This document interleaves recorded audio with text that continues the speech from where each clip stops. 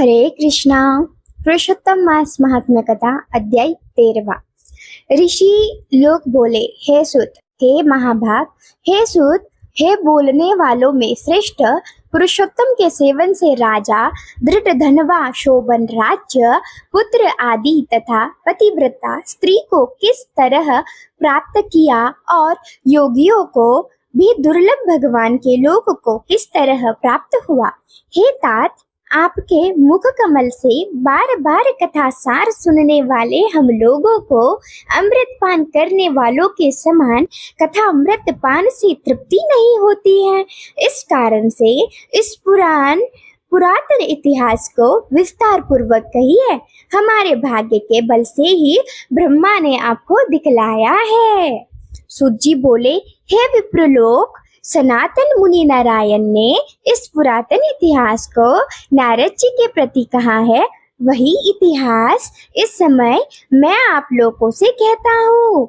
मैंने जैसा गुरु के मुख से राजा दृढ़धनवा का पाप नाशक चरित्र पढ़ा है, उसको सब मुनि श्रवण करे। श्री नारायण बोले, हे ब्राह्मण नारद, सुनिए, मैं पवित्र करने वाली गंगा के समान राजा दृढ़धनवा की सुंदर तथा प्राचीन कथा कहूंगा। हृदय देश का रक्षक, श्रीमान, बुद्धिमान तथा सत्य पराक्रमी चित्रधर्मा नाम का राजा था।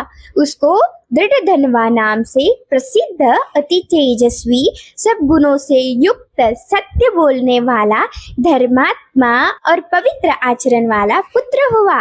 कान तक लंबे नेत्र वाला, चौड़ी छाती वाला, बड़ी भुजा वाला, महातेजस्वी वह राजा दृढ़धनवा प्रशस्त गुण समूहों के साथ साथ बढ़ता गया। वह चतुर राजा दृढ़धनवा प्रसन्नता के साथ गुरु के मुख से एक बार कहने मात्र से पूर्व में पढ़े हुए के समान व्याकरण आदि 6 अंगों के साथ 4 वेदों का अध्ययन कर, गुरु को दक्षिणा देकर और विधि पूर्वक उनकी पूजा कर, बुद्धिमान राजा गुरु की आज्ञा से पिता चित्रधर्मा के पुर को गया।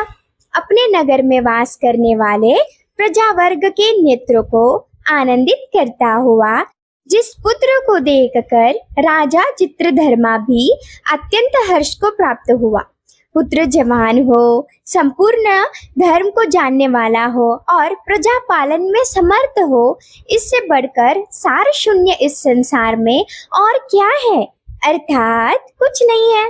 अब मैं 2 भुजा वाले मुरली वंशी को धारण करने वाले, प्रसन्न मुख वाले, शांत तथा भक्तों को अभय देने वाले श्री कृष्णचंद्र की आराधना करता हूँ।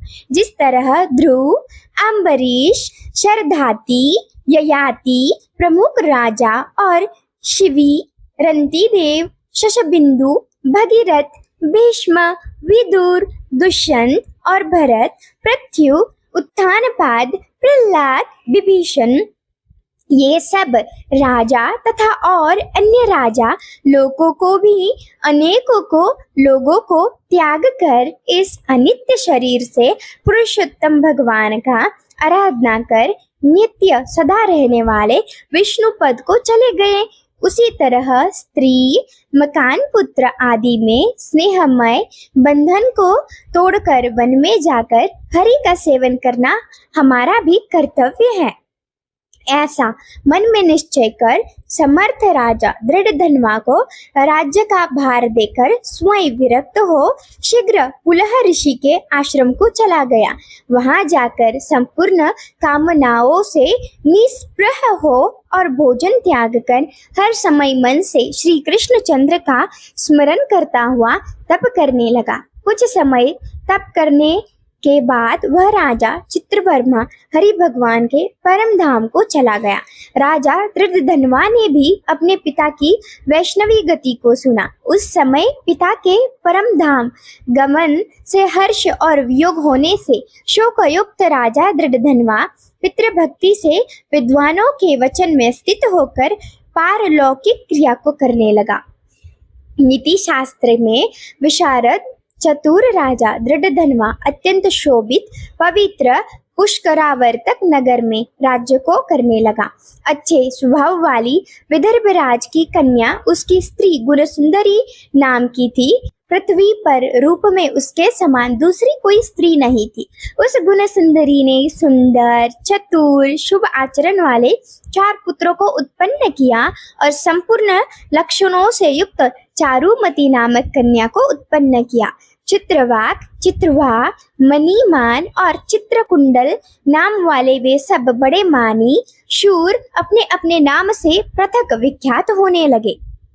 राजा दृढ़धनवा सर्वगुणी, प्रसिद्ध, शांत, दांत, दृढ़ प्रतिज्ञ, रूपवान, गुणवान, वीर, श्रीमान, स्वभाव से सुंदर, 4 वेद और व्याकरण आदि 6 अंगों को जानने वाला, वाग्मी, वाक्चतुर, धनुर्विद्या में निपुण, अरिष्टवर्ग, काम, क्रोध, लोभ, मोह, मद और मात्सर्य को जीतने वाला और शत्रु समुदाय का नाश करने वाला, क्षमा में पृथ्वी के समान, गंभीरता में समुद्र के समान, समता समव्यवहार में पिता ब्रह्मा के समान, प्रसन्नता में शंकर के समान, एक पत्नी व्रत, एक ही स्त्री से विवाह करने वाला, व्रत को करने वाले दूसरे रामचंद्र के समान, अत्यंत उग्र पराक्रमशाली दूसरे कार्त्यवीर्य सहस्रार्जुन के समान था।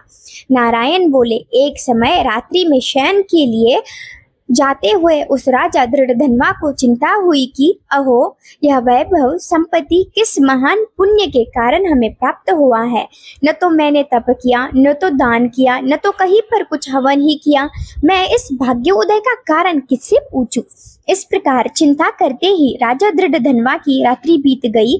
प्रातः काल ब्रह्म मुहूर्त में उठकर विधि पूर्वक स्नान कर उदय को प्राप्त सूर्य नारायण का उपस्थान कर भगवान की कला की पूजा कर अर्थात देव मंदिरों में जाकर देवता का पूजन कर ब्राह्मणों को दान देकर तथा नमस्कार करके घोड़े पर सवार हो गया। उसके बाद शिकार खेलने की इच्छा से शीघ्र वन को गया, पर बहुत से मृग, वराह, सिंह और गवैयों का शिकार किया। उसी समय राजा दृढ़धनवा के बाण से घायल होकर कोई मृग बाण सहित शीघ्र एक वन से दूसरे वन को चला गया। रुधिर गिरे हुए मार्ग से राजा भी मृग के पीछे गया, परंतु मृग कहीं झाड़ी में छिप गया और राजा उस वन में उसे खोजता ही रह गया।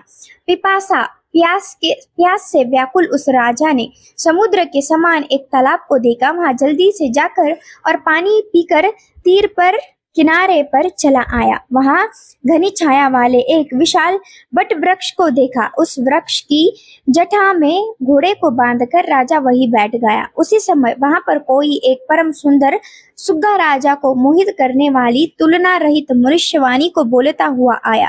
केवल राजा को बैठे देख उसको संबोधित करता हुआ एक ही श्लोक को बार बार पढ़ने लगा कि इस पृथ्वी पर विद्यमान अतुल सुख को देख कर तू तत्व आत्मा का चिंतन नहीं करता है तो इस संसार को पार को कैसे जाएगा। बार बार इस श्लोक को राजा दृढ़धनवा के सामने पढ़ने लगा।